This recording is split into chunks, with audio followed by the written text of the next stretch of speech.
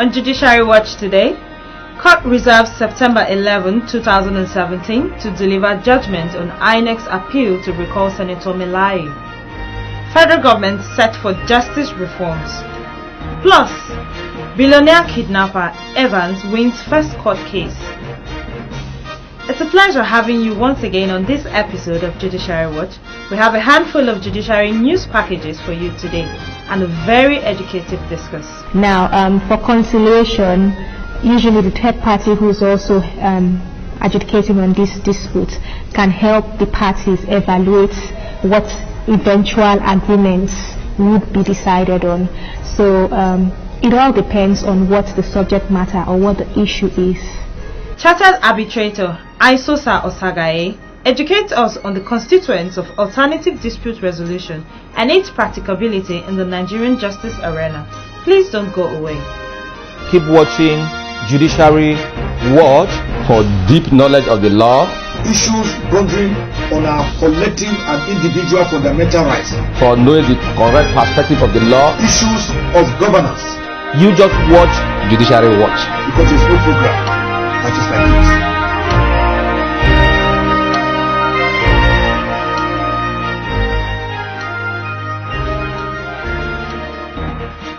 Justice Nnamdi Dingba of the Federal High Court sitting in Abuja has fixed September 11, 2017 to deliver judgment on the application by the Independent National Electoral Commission seeking court jurisdiction to recall the embattled senator representing Kogi West Senatorial District, Dino Melaye. Although Melaye succeeded in temporarily halting his recall through a court ruling in June, INEC in August filed a fresh suit seeking the order of the Federal High Court to proceed with recall of the lawmaker as demanded by his constituents. Our arguments are to the effect that the petition, the basis of which INEC seeks to act, is invalid, is unconstitutional, is illegal, and we have urged the court to declare that the petition is invalid. And if the petition upon which INEC seeks to act is invalid, what will it be acting upon? They cannot put nothing on something and expect it to stand. So our argument is that the petition is invalid. We also argue that they did not grant Senator Dino Melaye, the first plaintiff in the matter, fair hearing. INEC, upon receiving the petition, ought to have forwarded a copy of the petition to Senator Dino Melaye. They failed to forward the petition to Senator Dino Melaye. The alleged constituents who wrote the petition ought to have afforded the plaintiff, Senator Dino Melaye, opportunity to be heard before the petition is forwarded to the first defender, Independent National Electoral Commission, but they also failed to forward the said petition to Senator Dino Melaye, the first plaintiff in the matter. So we are urging the court to declare the entire processes null and void for breaching the rules of natural justice and rules of fair hearing and rules of fairness. Well, the court that is hearing this matter is on vacation. So he broke his own vacation by the order of the Chief Judge of the Federal High Court because he's been posted to sit during vacation for urgent matters. So he's concluding his own vacation, I think next week Tuesday.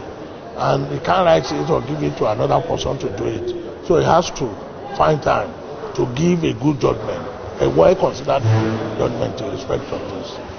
Justice Abdulaziz Anka of the Federal High Court sitting in Lagos has delivered a ruling ordering the hearing of the enforcement of fundamental human rights suit filed by alleged kidnap kingpin Evans. The judge agreed with counsel to Evans, Olukoya Ogungbeje, that service on the first and second respondents in the case had been properly effected. The first and second respondents in the suit are the Inspector General of Police, the Nigerian Police Force.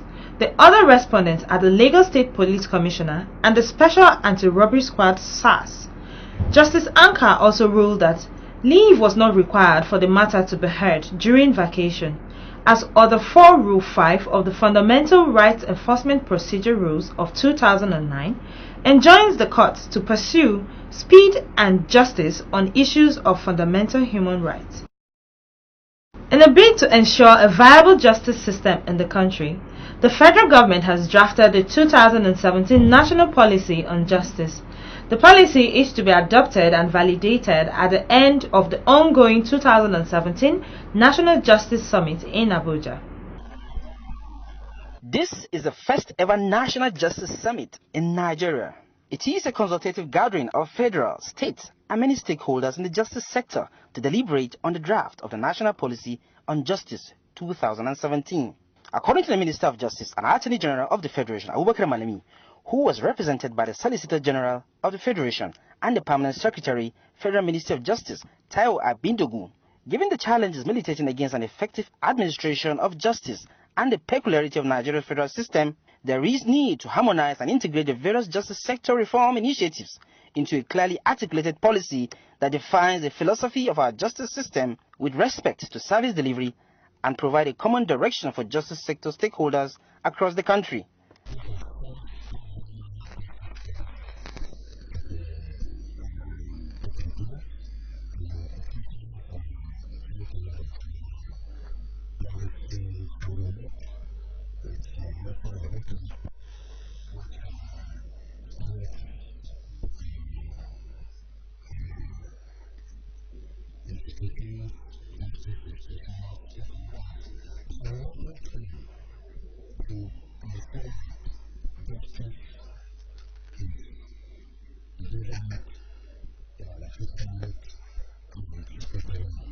Participants at the summit include representatives of ministries of justice from the 36 states of the Federation. Christian Agende is the Solicitor General and Permanent Secretary, Benue State Ministry of Justice.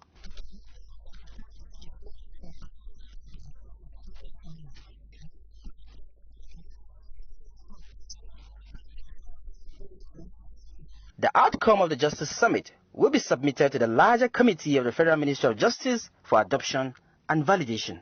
Meanwhile, the Chairman Technical Committee of the drafting of the 2017 National Policy on Justice, Mohammed Tabiu, has expressed optimism on the ongoing consultations on the justice policy. Speaking with journalists on Tuesday at the ongoing National Justice Policy Summit, Tabiu believes that being the first ever summit on justice, Nigeria's challenges in the justice sector, ranging from prolonged trial delays to impunity, will be addressed.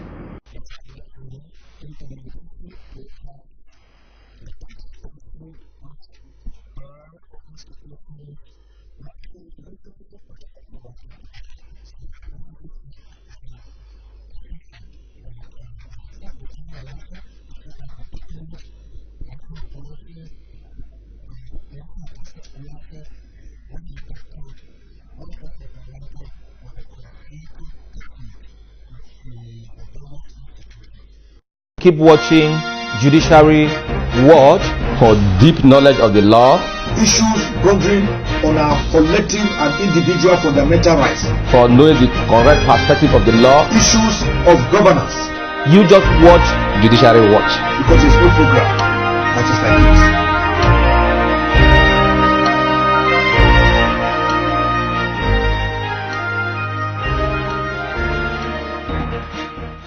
Alternative Dispute Resolution, ADR, is an integral part of the justice system.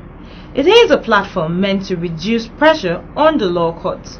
Many people are not aware that there are matters that can be simply resolved under the ADR platform. Barrister AISEOSA, a chartered arbitrator, in a chat with Judiciary Watch, highlights and expatiates on those matters.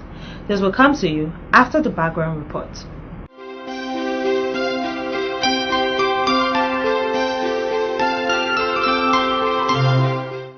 Alternative Dispute Resolution, ADR, is a procedure for settling disputes without litigation such as arbitration, mediation, or negotiation. ADR procedures are usually less costly and more expeditious. They are increasingly being utilized in disputes that will otherwise result in litigation, including high-profile labor disputes, divorce actions between a couple, and personal injury claims. One of the primary reasons parties may prefer ADR proceedings is that, unlike adversarial litigation, ADR procedures are often collaborative and allow the parties to understand each other's positions. ADR also allows the parties to come up with more creative solutions that a court may not be legally allowed to impose. Even though alternative dispute resolution is intended to reduce the cost, stress, and formality associated with going to court, many parties still hire attorneys to represent them at ADR proceedings. They also seek out pre-proceedings consultations about possible solutions or strategies. Just as with any legal dispute, you should hire an attorney with experience in your particular legal issue who is also familiar with the collaborative process of ADR. Additionally, arbitrators and mediators are often lawyers. Rather than hiring a lawyer to represent each party in an ADR proceeding, some parties agree to hire a single lawyer to act as an impartial third party to guide the resolution and ensure that all solution proposals are legal.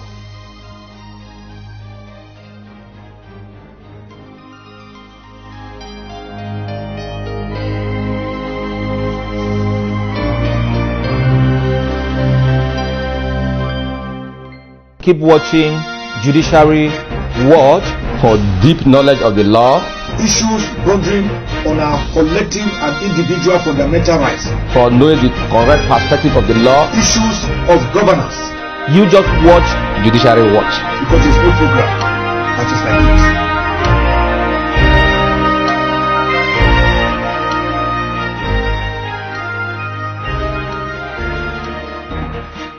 We're here at the Law Office of Kanu Agabi and Associates to meet with Barrister AISEOSA OSAGHAE.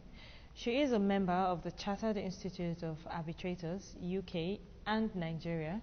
We'll be talking about alternative dispute resolution in Nigeria. You're welcome on this episode of Judiciary Watch. Thank you for having me. What is ADR? I beg your pardon, what is alternative dispute resolution? As the name connotes, alternative to dispute resolution. This means that instead of going to court for courtroom litigation, an aggrieved party can seek alternative means, hence the name alternative to dispute resolution. That's what ADR means. Okay, thank you. So, what are the types of ADR we have in Nigeria? Now, for conciliation, usually the third party who's also adjudicating on this dispute can help the parties evaluate what eventual agreements would be decided on. So it all depends on what the subject matter or what the issue is.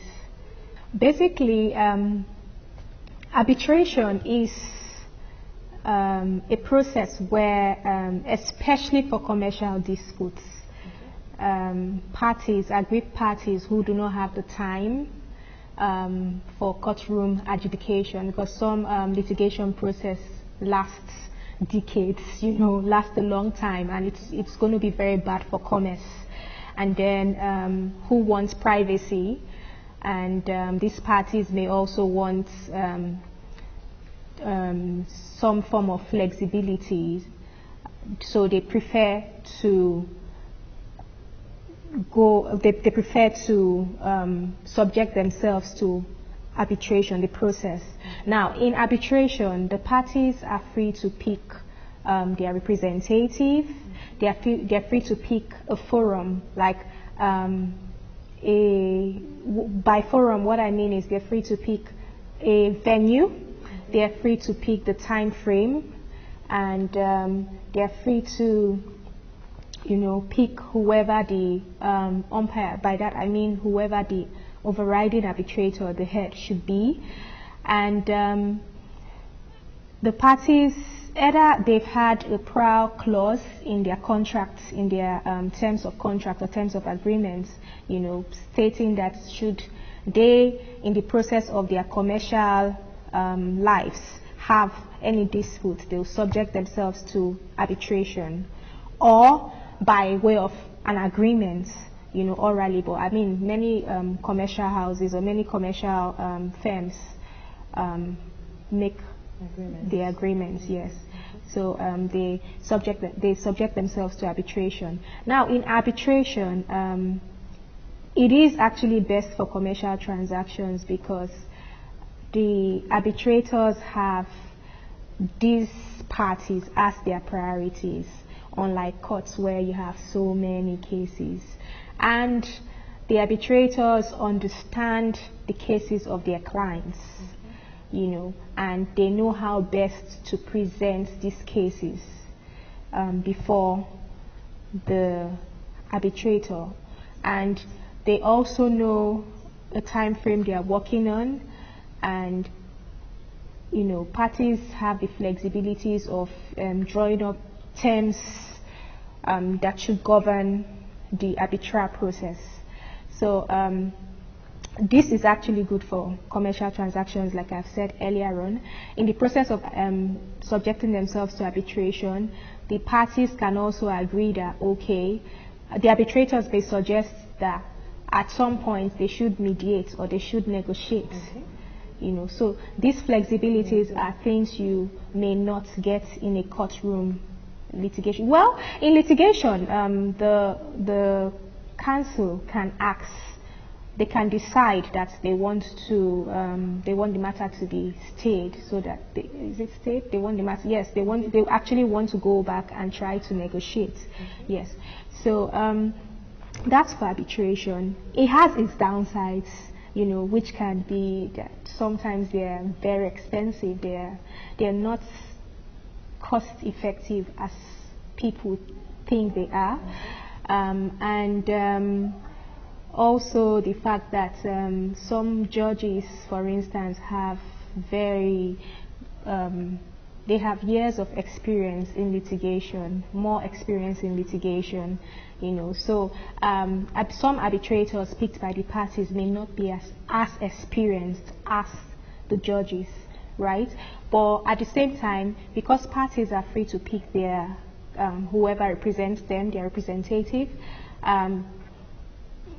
then again, parties will feel more comfortable, you know, before the arbitrator than before a courtroom. So that's for arbitration. Now for conciliation, it's also a process of adjudication of disputes where, like mediation, it is quite flexible, and the parties pick a third party to represent them, and this representative can help the parties evaluate their cases, you know, having the judgment or having the final agreement in view. Yes. Then for mediation, it's also a process where parties pick a third party to represent them to adjudicate. Like I said, many domestic matters are carried out that way, and this third party can also influence the way each party sees its case, you know, by maybe meeting them privately, trying to explain the other person's case, you know, so that both parties can evaluate and appreciate the cases of the other party. So those are the types of dispute resolutions. Now, like I said, the downsides are the fact that, like I said, sometimes it can be expensive. That's for arbitration, and the fact that some parties may not be, yes, they chose the person to adjudicate, and for arbitration they may have chosen the arbitrator, but they may not be happy with the result. Then also enforcing sometimes can be a problem, but yes, you take the award to court and it's enforced as a decision of the court. Yes, the decisions are meant to be final and binding. Okay. This is because, well, it depends on the terms of contract, but arbitration decisions are meant to be final and binding because the parties, when they're subjecting themselves before an arbitrator, they usually agree that whatever decision or whatever outcome is involved will be taken to court, and the court will enforce it as a judgment of the court of law. So it's meant to be final and binding. About a multi-door courthouse, please tell us more about it. Basically, we have one in Lagos. You know, I know many states are trying to, you know, domesticate their arbitral laws and, you know, develop arbitration in their states. But I know there's one effective one in Lagos, and it's operational. and a lot of commercial disputes have been settled there. And in Abuja, we have something styled, like that in somewhere around Apogudu High Court, but it's not functional. Okay, as at the last I checked, it wasn't functional. So, but I know that we are getting there. The common man out there, anytime he has a conflict, he goes to his lawyer and he wants to go to court. Either someone has offended him or he's being owed some money.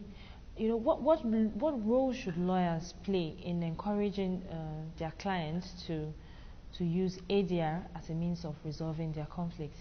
I'm also saying this based on the fact that the number of litigation in cases in courts is on the rise every day, and even the judiciary is trying its best to reduce the pressure on the courts with the number of cases that are coming before them. So what roles do you think lawyers out there should play in encouraging the use of ADR? I think that lawyers should be more educated about this alternative to dispute resolution. Yes, I know it's a course you take in law school, but I think lawyers should be more exposed to the workabilities, practical aspects of ADR. And this is because many lawyers jump into cases without first trying to, advise their clients properly or try to see how they can, ameliorate the situation. My advice would be that lawyers should try to seek alternative to dispute resolutions first for many matters that come before them, including property matters relating to properties and all sorts of commercial matters, matrimonial matters and all of that. I would advise that lawyers should advise their clients first, and try to see how they can settle such matters before going to court as the last resort.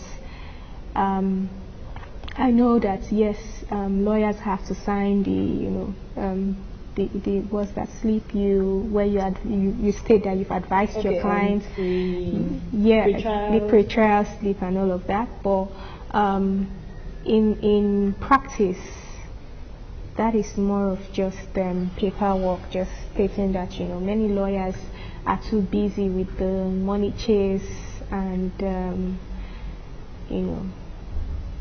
even if not with the money chase, the many lawyers just don't avert their minds to ADR. So I would advise that lawyers should please try to advise their clients properly on reasons why they should avoid courtroom litigation, except it is an extreme case where they need some interim orders, and I think that would greatly affect the judiciary positively, because our courts are overflowed, our judges are overwhelmed. That's why you have incessant adjournments. There's so many adjournments, apart from it being the fault of lawyers. Some lawyers, some judges are overworked. They take 10 to 20 cases in a day, and they have to adjourn the remaining cases, and that's why you see so many cases lasting for too long. You even have some criminal matters lasting over 5 years, 6 years. That's bad for justice. So lawyers should contributory try to reduce the work of the judiciary by advising their clients to seek alternative to dispute resolution. Okay. Thank you for your time on this episode of Judiciary Watch. It was really wonderful having you here. Thank you. It's been a pleasure interacting with you. This is where we draw the curtains on today's episode of Judiciary Watch. I hope you had an educative encounter with our guests. Keep a date with us, same time, same station, and don't forget to send us comments and contributions on our email and social media platforms. Thanks, and stay law-abiding.